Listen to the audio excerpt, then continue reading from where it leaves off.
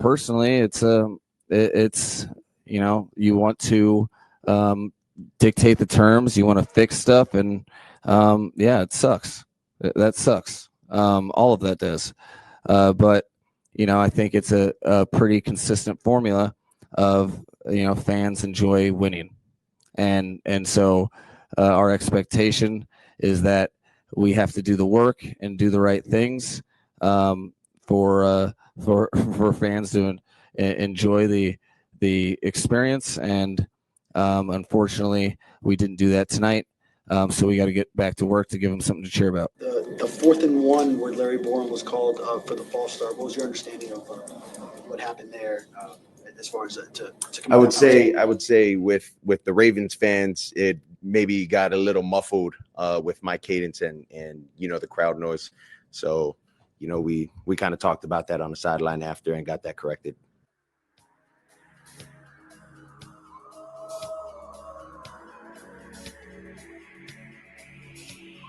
Mike McDaniel and Tua Tagovailoa there after the Dolphins 28-6 loss. It is time to head out to the Toyota of Hollywood Hotline. Shop over 2,000 Toyotas on sale at one location. Toyota of Hollywood on 441 between Hollywood and Sheridan. ToyotaofHollywood.com. Some scary comments there, Joe. Halloween. Maybe if we played better, then so many guys wouldn't be giving their tickets. So many fans wouldn't be selling their tickets to Raven fans. Maybe if we were playing better and fans weren't so pissed off, then we could do it, man. That might help the situation. You could hear for home games. You could hear better. All right. Hey, Omar Kelly, Miami Herald Dolphins columnist, joins us this morning. Omar, new ways to lose. Big numbers. Not really. Well, Not you really. don't think so? I do. I mean, besides the turnovers. No, they beat themselves. I mean, they've been beating themselves consistently all season. True. So we've only seen really one game where they weren't trying to beat themselves, and then the Jets win. I think Mike said earlier this week it wasn't really a convincing win, or no, it wasn't. They didn't play play all together or play their best, but this is typical on brand for what they've been doing all season, which I now term the organic tank. Let me ask you, so we're halfway through, and as you said, we're still making a lot of the same mistakes, same things going on, and we're talking about plays being called back or getting ready to kick or going for it, and then somebody jumps offside. These are things that we've seen big numbers, and we aren't able to capitalize after having 226 yards of offense in the first half, and all you get is 2 field goals, and then I got to ask you, this one's driving me nuts. What do we do at halftime that we are so bad in all these third quarters? What happens? What do you think goes on there? The defense, without a doubt, came out flat. Not that I'm blaming them for this loss, because it really was on the offense because they couldn't get anything done. But this team was really just in their way. But I mean, they just laid down in the third quarter when they started and allowed the Ravens, I believe, to score 2 drives that really just put the game away. And I say this all the time: when you take out the running element out of this offense, Tua Tagovailoa is playing with one hand tied behind his back because he is a play action based quarterback. You have to have the deception of the fake, otherwise it's complete waste. And sadly enough, that's what happened. The Ravens were able to build a lead. Just my biggest issue was the 4th and 2. That play where you literally could have pulled yourself within 1 point going into the half. And I wrote a column about this. You throw a fade to Devon Achane. Yeah, I didn't get it. Did not get it. And I get it. After talking to Mike and talking to Devon, he was not the primary on that play. And somebody, whoever is the primary, ran the wrong route, and Tua was basically throwing it wherever, throwing it, just basically trying to throw it to a wish and a prayer to Devon. But Devon is 5'8". Yeah. Like, he's defended by Kyle Hamilton, who's 6'4". Who's 6'4". Right. What are you doing? Like, for that to be the play, when is the last time Mike McDaniel's team ran a fade that was successful? Yeah, been a while. Hey, just to follow up to what you just said, So what goes on at practice all week? The guys still run the wrong routes. Guys still don't know where to line up. We could hear Tua telling Tanner, come in here. No. Wash, go out wide. Yeah, go motion, come on in. I'm like, what do we do all week? This should not be going on in week 9. This week's not fair, even though the Ravens had the same issues. This week, you were playing a Thursday night game. You don't get to practice. You get 2 walkthroughs. That is standard in the NFL. They do not practice on a Thursday night game. Unless you got a bye week the previous week, you're not practicing on a Thursday night game. You're just doing a ton of walkthroughs. But to me, in my mind, in those situations, wouldn't you, Joe, and maybe you can help me out with that, wouldn't you lean on what you do well and instead of implementing new plays into the offense? Now you're talking about the 80s. Right there. You just hit it. We didn't throw in a whole bunch of new stuff. We just, what we ran, we were really good at, and we had dudes that were really good at it. It didn't matter. And, of course, across the board, I've said this so much, people are getting tired of it. But, instead of putting in all this new stuff, and guys are like, I don't know, is Mike's – I feel like guys are having trouble. I'm being nice about this. Absolutely. Comprehending what he wants to do every week. Yes, it's but this has been consistent throughout the 4 years. They run a very complex offense, especially the motions and shifts and adjustments. Get some really smart dudes in, please. But Joe, let's think about this for a second and really think about this. What is their best offensive package right now? Without Tyreek, without Darren Waller, and hell, going to the game, play the second half without Ollie Gordon. What is their best offensive package? Well, I was going to say I like the 2 running backs being out there together. I like the speed. Yeah, but that wasn't available. He got hurt. You're right. So I'm not sure where you're going.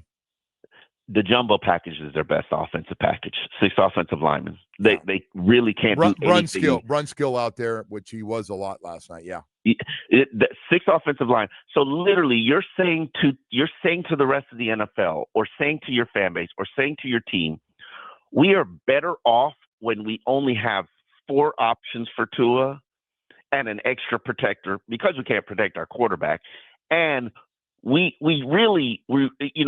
sacrifice an option. And sometimes they keep an extra guy in, so Tua's got like 3 outlets.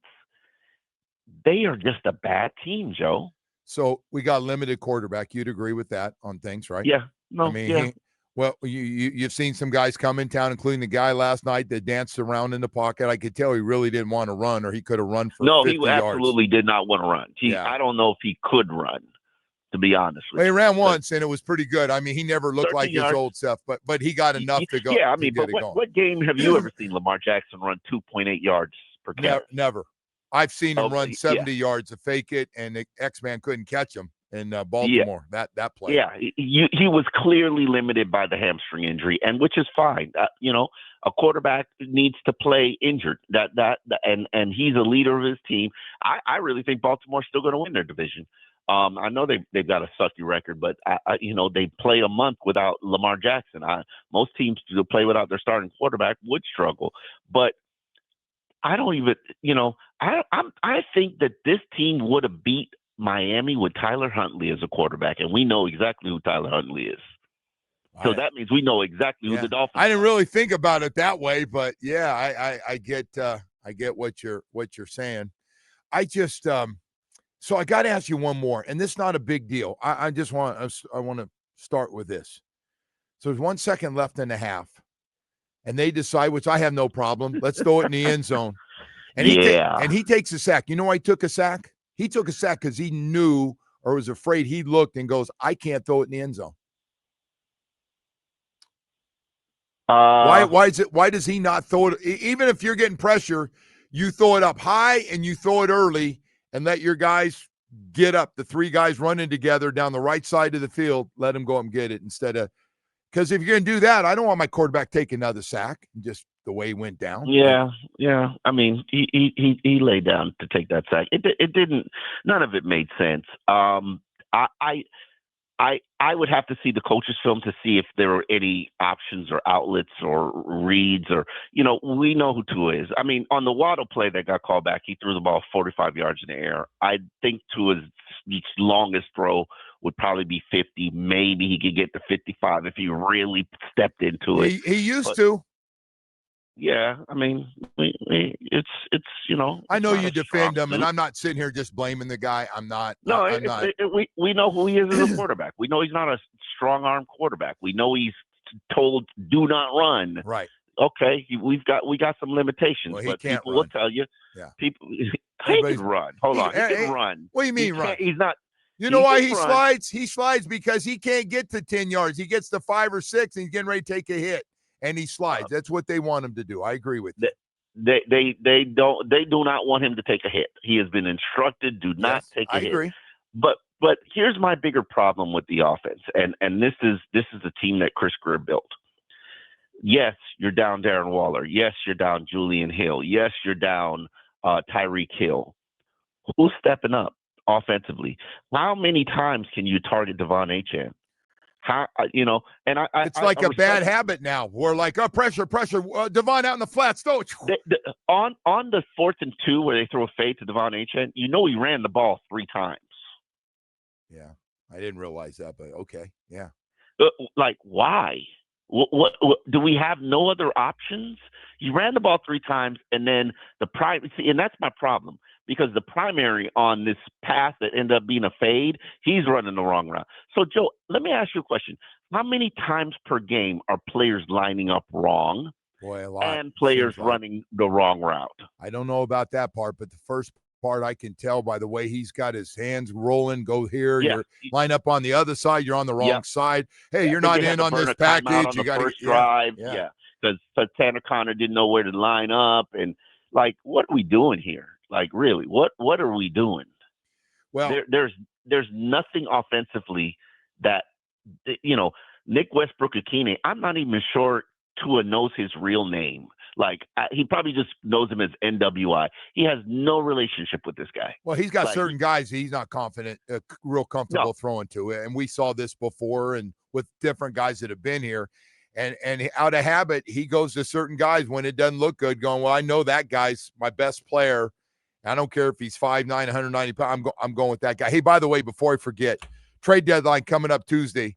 I had a chance to talk to Bradley Chubb last night before the game. And what do you think happens? Do they move anybody? What's going to be? It's got to come from the top. I mean, Chris Greer's not doing anything without Stephen Ross telling him he can. That's true. But if you're Stephen Ross, you say, wouldn't you say sell it all? So get what you can. Bradley Chubb's not going to be here, so he's going to be cut. Cutting him saves you $20 million in cap space. You need that money. The man took a $17 million pay cut this year to stay here in Miami.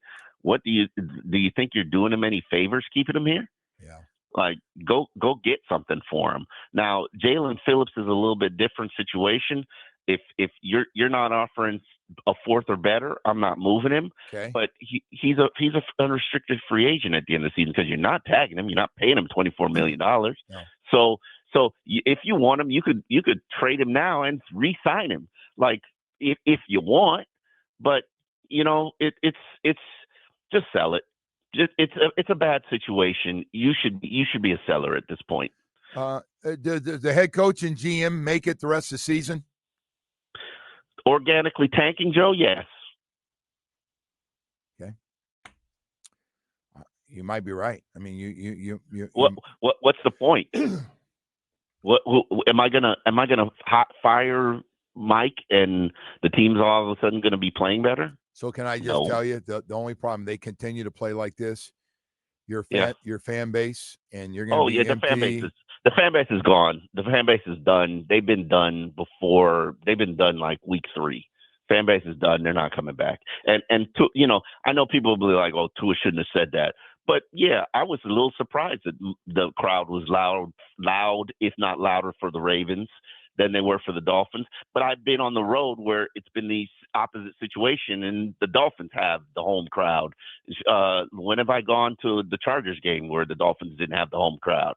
Is it disappointing? Yes. You shouldn't have crowd noise in What do a you home. think? What do you think it's going to be like for Baltimore? What do you think Buffalo's going to be like?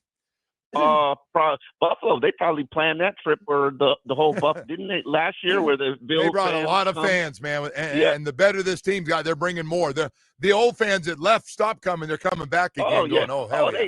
This is a great trip to Miami. You're gonna be in South Florida, leave Buffalo to be in South Florida, and get to see a win.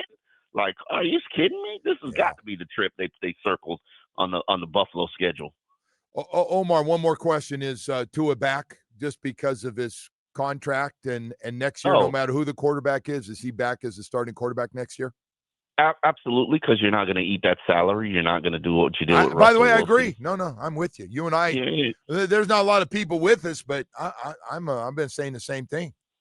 You're not going to eat that salary. Tua's not a horrible quarterback. Tua is a lot better than what you've had for the last 25 years.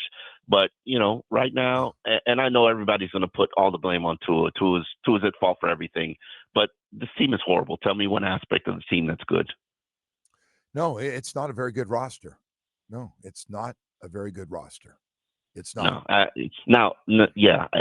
I want to get out of here if I was Tua? Probably. You better be careful, because I know how many places he can play. He can play in domes. That's it. Well, domes don't play all games in domes. Dome teams, they got to go to cold weather and windy weather too, and it rains. Not really. If you play for the Saints, you're kind of protected, insulated. A lot of. You think anybody wants to pick that big salary up and take Tua? Yeah, I know for a fact. I don't believe. I know for a fact that the owners meeting last year, teams have interest into it. Now, will they now because of how he's played and because of how the salary balloons and maybe their situation got solved at quarterback?